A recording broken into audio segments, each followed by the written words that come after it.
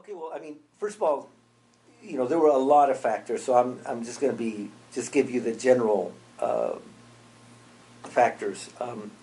What happened was that there was uh, a big push to increase the national home ownership rate, which I think was a good thing.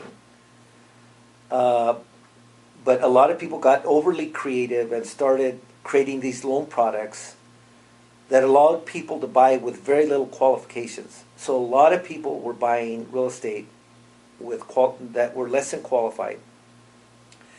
And again, when I mentioned earlier that a lot of people are on the sidelines today, well, a lot of those people were off the sidelines. So there was just a great demand for real estate because it was easy to buy real estate. It was very easy to qualify. You were buying real estate at 100% loan to value. In other words, you did not need a down payment, and you didn't need qualifying.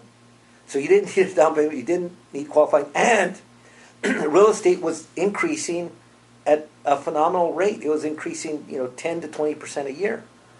So everybody was buying real estate. Everybody was buying real estate. So this created it's kind of like the stock market. If everybody rushed in to buy a stock, it raises the stock price. Everybody's buying real estate, exactly the opposite of what's happening today.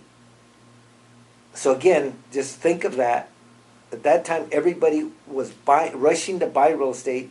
They were bidding up the values.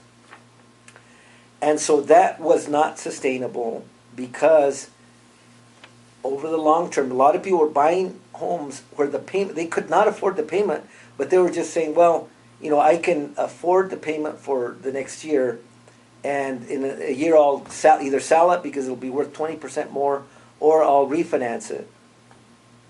And so it was just a mob type of mentality that everybody got into, and it was mainly because it was easy to buy. That was the main reason. It was easy to buy, 100% financing, no qualifying. And then that created just an increase in value. So everybody wanted to buy. Everybody was buying. So that created this massive bubble. And so the collapse happened when those easy mortgages went away. When they started realizing that people weren't going to be able to buy it, a lot of people started defaulting. That's when the bubble burst. That's when the collapse came. And so you had a lot of people who started to default. Probably a lot of people with adjustable arms that once it the first people who started defaulting were the people who were not qualified. In other words, they should not have bought. They should not have been buying in the first place. There were a lot of investors who bought that didn't. They were renting the properties and they were absentee landlords. And again, they over leveraged themselves.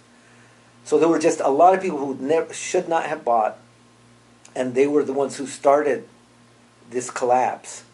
And then it just started affecting even people because then that led to the recession. A lot of people lost their jobs, and so people who actually had good jobs could pay their mortgages. When you're out of work, you can't pay the mortgage. So that was just a snowball effect. And so right now, again, I think that we're at the bottom of that, and so I think that if you can buy, you should buy.